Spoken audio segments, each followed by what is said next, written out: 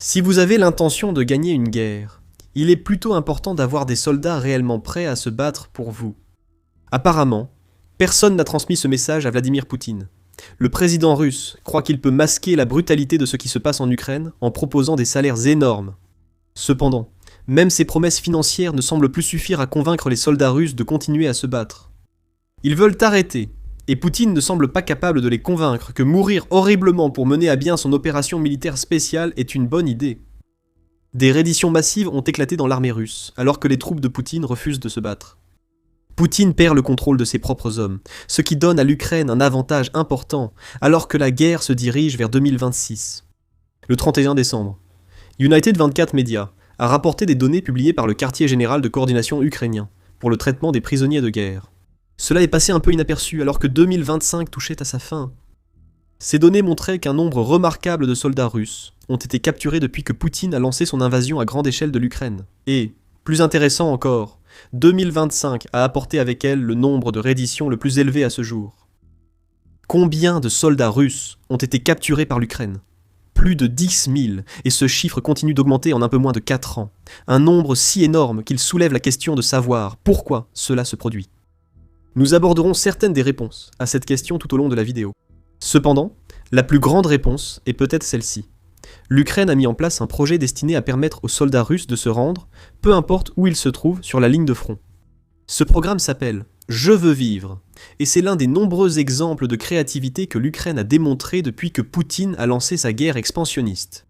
« Je veux vivre » fait une offre très attrayante à un soldat russe qui souhaite sortir de la guerre. Vous pouvez visiter le projet. Je veux vivre sur son propre site web, où vous verrez cela immédiatement. Il propose plusieurs moyens de communication qu'un soldat russe peut utiliser pour entrer en contact avec le programme. Parmi ces moyens, il y a un chatbot disponible directement sur le site web, ainsi qu'un lien vers une chaîne Telegram et une page de contact que le soldat peut utiliser pour envoyer des messages à ses éventuels futurs geôliers ukrainiens. C'est là que réside le génie de tout le concept. L'Ukraine n'offre pas seulement une reddition pacifique aux forces russes, elle facilite aussi au maximum la tâche aux soldats de Poutine, pour qu'ils jettent l'éponge. Il suffit d'un simple message pour que tout se mette en marche. Je veux vivre. Le programme fait également de nombreuses promesses aux soldats qui se rendent, en mettant en avant le respect total des conventions de Genève sur le traitement des prisonniers. Ce traitement à lui seul est meilleur que ce que reçoivent de nombreux soldats russes dans leur propre armée, rendant la reddition encore plus attrayante. Les soldats se voient également promettre une détention dans des conditions décentes, avec 3 repas par jour, des soins médicaux et la possibilité de contacter leur famille. Sensationnaliste, bien que pas nécessairement faux. Des rapports de décembre affirment que certains soldats russes ont tellement faim qu'ils ont envisagé de manger leurs camarades, ce qui vous en dit long sur la situation alimentaire de l'armée russe en Ukraine. Ce n'est pas bon, et je veux vivre. Ils profitent de ce fait. Le programme offre également aux soldats capturés une possibilité volontaire de retourner en Russie par le biais de programmes d'échange de prisonniers. Ou si le soldat préfère avoir la possibilité de demander l'asile en Ukraine ou dans un autre pays européen une fois la guerre terminée. En d'autres termes, certains Russes ne se contentent pas de se rendre. Ils se rendent tellement qu'ils échappent complètement à l'emprise de Poutine. En fait, c'est « Je veux vivre » qui a rendu public les données qu'United 24 Media a partagées dans un post sur Telegram. Cela met en évidence la tendance croissante à la reddition parmi les forces combattantes de Poutine. Le nombre de Russes qui se rendent augmente d'année en année. Rien qu'en 2025, plus de militaires russes ont été capturés qu'en 2022 et 2023 réunis, selon le communiqué sur Telegram. En moyenne, de 60 à 90 militaires des forces armées russes se rendent chaque semaine, atteignant 350 par semaine en août 2024. Depuis juin 2023, les soldats russes sont capturés de façon constante, plus souvent que les militaires ukrainiens détenus par les Russes. Ce sont des données intéressantes, et il y en a beaucoup d'autres, comme celle-ci. Certains des chiffres partagés par le projet révèlent que ce qui n'était auparavant que des rumeurs sur l'état de l'armée russe est en réalité vrai. Nous allons commencer par les données démographiques. Selon 24 médias, l'écrasante majorité des personnes capturées, environ 83%, sont des soldats du rang. Il s'agit généralement d'infanterie et d'autres soldats de bas rang, dont le travail consiste souvent à foncer tête baissée contre les drones ukrainiens, tout en espérant désespérément survivre. Seulement 13 des personnes capturées étaient des sous-officiers, et un nombre minuscule de 3 étaient des officiers. D'ailleurs, tous les soldats n'auront pas choisi de se faire capturer volontairement. Donc, ce que nous voyons ici, c'est que la Russie place rarement ses officiers dans une position où ils pourraient être capturés. Au lieu de cela, elle préfère laisser la chair à canon, pour utiliser un terme peu sympathique mais exact, se placer dans la ligne de mire de l'Ukraine, et c'est là que ça devient plus intéressant. Un nombre surprenant de soldats capturés ne viennent pas de Russie. Environ 7 des 10 000 capturés, soit à peu près 700, ont été identifiés comme des mercenaires étrangers, recrutés dans 40 pays différents. Entre 2 et 3 nouveaux combattants étrangers sont découverts chaque semaine, ajoute United 24 Media. Les soldats sous contrat en général représentent une grande partie du nombre de capturés. Environ 76 des personnes capturées sont des soldats sous contrat, dont beaucoup proviennent des prisons russes ou de sociétés militaires privées. Les personnes mobilisées représentent 19 des capturés, et les conscrits que Vladimir Poutine avait affirmé ne pas envoyer au combat au début de sa guerre constituent environ 5 des capturés. Il semble que Vladimir Poutine mentait. Si vous avez des jambes et que vous pouvez tenir une arme, vous êtes suffisamment bon pour mourir, en Ukraine. Lors d'entretiens avec des soldats capturés, l'Ukraine a également découvert que la Russie mène des campagnes de recrutement de soldats trompeuses et parfois coercitives. De plus, beaucoup de ces soldats ont des antécédents criminels, ou des histoires qui les rendent vulnérables aux contrats lucratifs que le Kremlin leur agite sous le nez. Près d'un quart des 10 000 soldats capturés ont déclaré avoir été contraints ou trompés pour rejoindre l'armée russe. Cela seul est révélateur. Cela nous indique qu'environ un soldat russe sur 4 ne veut vraiment pas être là où il est, parce qu'il a été forcé d'y être, ou qu'on lui a menti sur sa destination. Pour un dirigeant qui exige une loyauté sans faille de la part de ses soldats, Poutine semble certainement déterminé à leur donner autant de raisons qu'ils peuvent en trouver pour abandonner sa cause. À commencer par les recruter alors qu'ils ne veulent même pas faire partie de cette cause. Poutine privilégie également les personnes à tendance criminelle, avec 40 de ceux capturés ayant un casier judiciaire pour des infractions allant du vol, des agressions, des délits liés à la drogue, jusqu'à l'homicide. Environ 38 des soldats capturés étaient sans emploi. Avant de rejoindre l'armée russe, 30 n'avaient pas terminé le lycée, et seulement 7 détenaient un diplôme d'études supérieures. Nous commençons à comprendre la stratégie de recrutement russe. En utilisant la coercition et le mensonge, Poutine recrute ce que l'on pourrait considérer comme les personnes les plus vulnérables de la société russe. Il se concentre sur les personnes peu instruites, peut-être parce qu'il pense que ce segment de la population est plus susceptible de s'engager pour les roubles, car ils ne pourraient pas gagner ailleurs ce que l'armée russe leur propose. Quant aux criminels, ils ont le choix de rester en prison ou de partir en Ukraine. Et cela en dit long sur les établissements pénitentiaires russes, puisque tant de personnes choisissent l'Ukraine. Ensuite, il y a les malades, affirment les responsables ukrainiens. Des centaines de prisonniers souffrent également de maladies chroniques, notamment le VIH, le sida, la tuberculose, le diabète et des troubles mentaux, a rapporté United 24 Media. Nous avons mentionné plus tôt que ces statistiques confirment beaucoup de rumeurs passées concernant les rapports sur l'armée russe. Par exemple, le Télégraphe a rapporté en septembre 2025 que Dmytro Shmaïlo, du Centre ukrainien de sécurité et de coopération, avait révélé que la Russie utilisait des soldats malades pour attaquer la ville assiégée de Pokrovsk. Ces soldats souffrent souvent des maladies mentionnées dans les chiffres fournis par I Want to Live, et ils sont même forcés de porter des brassards qui les identifient. Quant aux soldats infectés, faute d'un meilleur terme, que la Russie peut utiliser comme chair à canon lors de ses assauts, les unités infectées sont équipées de manière similaire aux autres unités militaires russes. En fait, leur niveau d'approvisionnement est identique et assez faible. Milo a déclaré au Télégraphe en septembre, ajoutant « La seule différence avec le personnel militaire sain de la Fédération de Russie, ce sont les différents marquages des infectés, à savoir la présence de bandages spéciaux.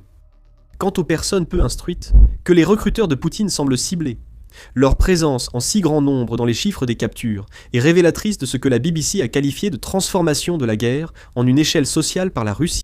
En janvier 2025, le média a souligné que les incitations financières étaient le principal outil de recrutement de la Russie.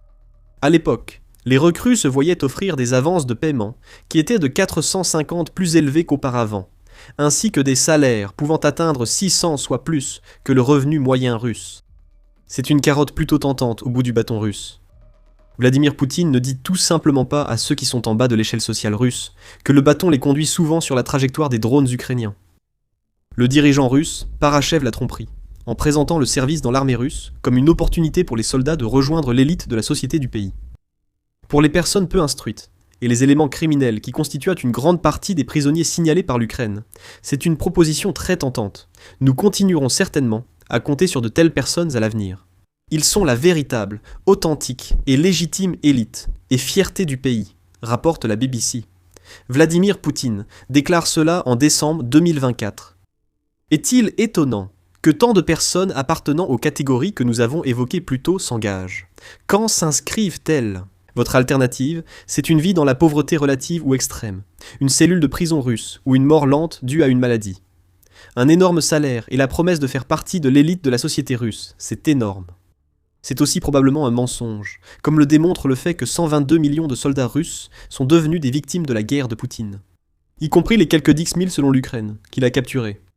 On ne peut pas devenir une élite quand on a une balle dans la tête ou qu'on a été explosé par un drone ukrainien après tout. Nous avons également évoqué plus tôt l'utilisation de combattants étrangers par la Russie. Il semble que Poutine soit plus qu'heureux d'abandonner ces combattants étrangers, ainsi que les soldats blessés, une fois qu'il les a utilisés pour ses propres objectifs.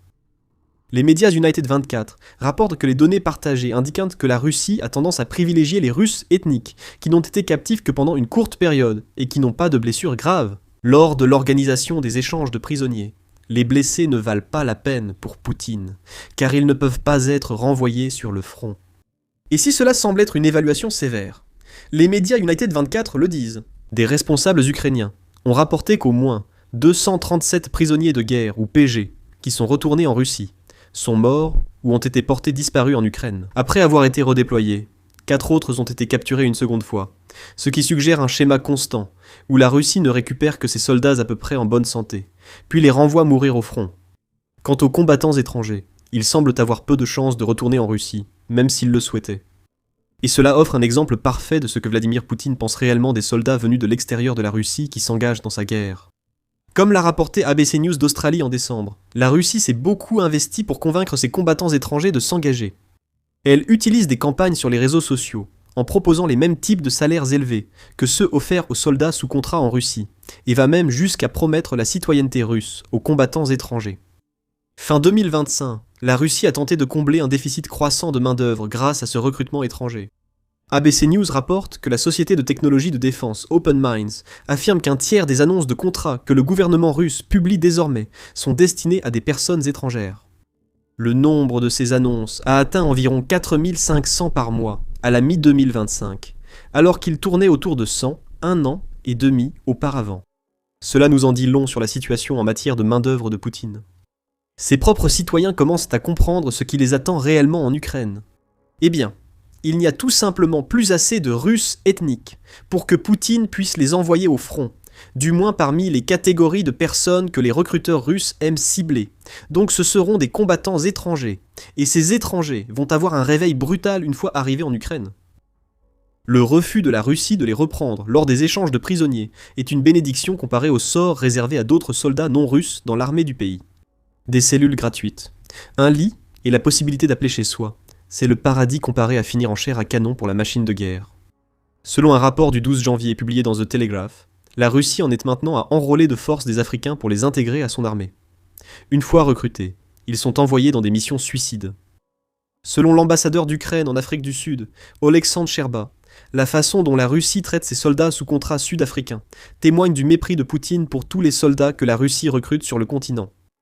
Il peut y avoir toutes sortes d'opérations de séduction sur le continent africain, mais une fois qu'une personne africaine arrive dans cette guerre, elle devient simplement de la chair à canon, affirme Oleksandr Sherba, ajoutant que la Russie considère l'Afrique avec un regard impérialiste. En d'autres termes, l'Afrique n'est guère plus qu'une ressource à exploiter du point de vue de Poutine.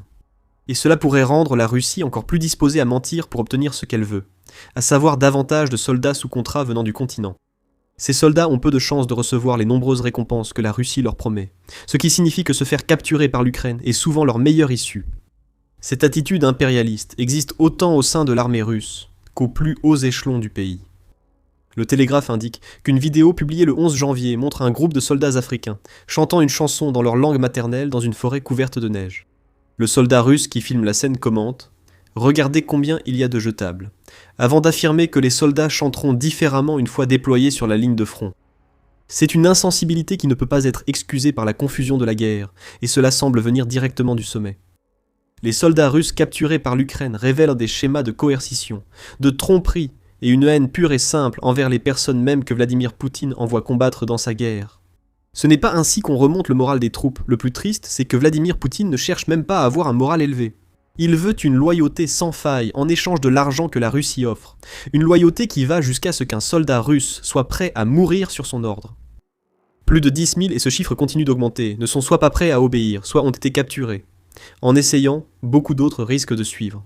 Si l'on en croit l'affirmation de « je veux vivre », selon laquelle l'Ukraine a capturé plus de soldats russes en 2025 qu'en 2022 et 2023 réunis. C'est une autre tendance. De plus en plus de soldats russes se retrouvent sous la garde de l'Ukraine. Cela suggère que plus que jamais, ils sont prêts à brandir le drapeau blanc pour échapper aux horreurs auxquelles Poutine les soumet. Nous avons donc vu les chiffres, et nous savons que les soldats russes se rendent à un rythme incroyable. Mais qu'est-ce que tout cela signifie pour l'Ukraine ? D'abord, chaque soldat qui se rend représente la perte de quelqu'un que Poutine paie grassement et sur qui il compte pour participer aux assauts contre les défenses de l'Ukraine. Interfax rapporte que le plus grand nombre de prisonniers russes ont été capturés dans le district de Pokrovsk et de Bakhmout, dans la région de Donetsk, ainsi que dans la région de Koursk et le district de Pololi, dans la région de Zaporizhia. Ce sont toutes des régions où la Russie a subi d'énormes pertes dans sa lutte contre l'Ukraine, et les soldats qui se rendent n'ont fait qu'aggraver ces pertes en affaiblissant les assauts lancés par la Russie. Il y a un autre point intéressant ici. La Russie est la force qui mène l'offensive en Ukraine. C'est une affirmation évidente. Mais cela met encore plus en lumière la révélation de l'Ukraine, selon laquelle elle capture désormais plus de soldats russes que la Russie ne capture de soldats ukrainiens. Cela ne devrait pas arriver. Normalement, c'est la force offensive qui fait la majorité des captures, car cette force est censée travailler à prendre du territoire et à encercler les troupes. Les manœuvres de la Russie sont tellement médiocres que ces soldats n'arrivent jamais à isoler les forces défensives ukrainiennes. Souvent, les Russes attaquants tombent dans des pièges conçus par l'Ukraine, ou établissent des positions précaires qui finissent par être encerclées à leur tour, ce qui conduit à des captures. L'Ukraine tire également avantage de ce nombre important de redditions russes. Elle le sait très bien. C'est pourquoi le programme « Je veux vivre » existe en premier lieu. L'initiative de guerre irrégulière va même jusqu'à qualifier cette campagne de forme de guerre psychologique pour l'ère moderne. En remplaçant les méthodes traditionnelles des opérations psychologiques, ou PSYOP. Grâce à la technologie mobile et aux réseaux sociaux, l'Ukraine peut désormais atteindre les soldats ennemis via les smartphones qu'ils ont en main, dans le but de susciter la peur, de semer la confusion et d'encourager la reddition, selon la source. En d'autres termes, l'Ukraine utilise la technologie pour semer l'idée de la reddition dans l'esprit des Russes. Ils n'avaient peut-être pas réalisé auparavant que la reddition était une option, sans parler du fait qu'ils pourraient être mieux traités qu'ils ne le sont par leurs propres officiers et commandants. Sur le plan de l'effet de levier, capturer autant de soldats russes que possible signifie également que l'Ukraine peut récupérer un grand nombre de ses propres soldats lors des échanges de prisonniers. Ce fut le cas en janvier 2024, lorsque l'Ukraine a pu ramener chez elle 230 de ses soldats capturés en échange de 248 prisonniers de guerre qui ont été renvoyés en Russie. Il y a aussi l'aspect des renseignements à prendre en compte. Chaque soldat russe capturé ou qui se rend détient des informations. L'Ukraine peut en apprendre davantage sur les subtilités ou leur absence des méthodes d'entraînement russes grâce aux soldats du rang qu'elle capture. Elle peut aussi découvrir les pénuries d'approvisionnement dans les secteurs d'où proviennent les soldats capturés, ou la taille des classes d'entraînement de base. Ces deux éléments peuvent donner à l'Ukraine une idée de ce à quoi elle peut s'attendre lors des futures offensives russes. Lors des rares occasions où un officier est fait prisonnier de guerre, l'Ukraine pourrait même obtenir des informations sur des opérations entières qu'elle pourra ensuite contrer. Les renseignements à eux seuls sont suffisamment importants pour que des programmes comme Je veux vivre justifient leur propre existence. Les dégâts causés par les informations partagées par cette organisation et par le quartier général de coordination ukrainien pour le traitement des prisonniers de guerre à l'image de la Russie en tant que force de combat compétente constituent un petit bonus appréciable. Poutine ne peut pas se permettre que tant de ses soldats se rendent à l'Ukraine. La Russie a déjà de nombreux problèmes de main-d'œuvre, dont le principal est que l'Ukraine tue désormais plus de soldats russes que le pays n'en remplace par son recrutement. Quelque chose de grave s'est brisé en Russie, et c'est un problème qui contribue à affaiblir la mainmise de Poutine sur sa propre armée. Découvrez-en plus dans notre vidéo, et n'oubliez pas de vous abonner à The Military Show pour plus de reportages sur les nombreux problèmes qui règnent dans l'armée de Poutine. Et merci de nous avoir regardés.